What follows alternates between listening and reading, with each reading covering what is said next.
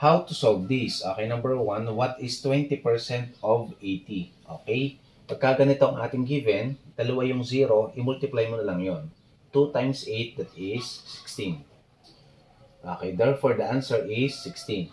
Okay, now, pwede nyo itong sagutan kasi ang main objective ng aking tutorial na to sa how to solve this ay para hindi na kayo gumamit ng calculator. Anong gagawin natin? 20%, i-convert nyo lang sa 20 over 100. Then times yung 80. Okay? Ang dot na ito ay times. Okay? Cancel mo lang yung 0. Makancel mo lang ulit yung 0. Ayun. So meaning, ang natitira lang dito ay 2 times 8. That is 16. 1 times, yun. Wala na. Over 1, that is 16. Therefore, the final answer here is 16. Next, number 2. What is 30% of 70? Okay? Pares ulit ng 0, kaya i-multiply mo lang yung number sa dulo, yung tens digit sa tens digit.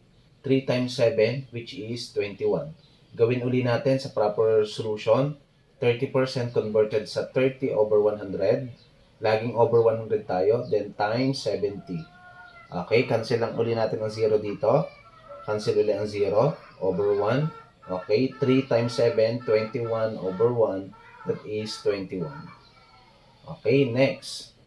Number 3, what is 13% of 40? Ayan, meron na siyang kasamang number. Anong gagawin doon? I-multiply mo lahat yun. 13 times 4.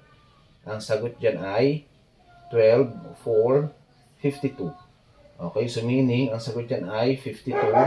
Since meron isang number na lumampas, dun mo siya i-decimal.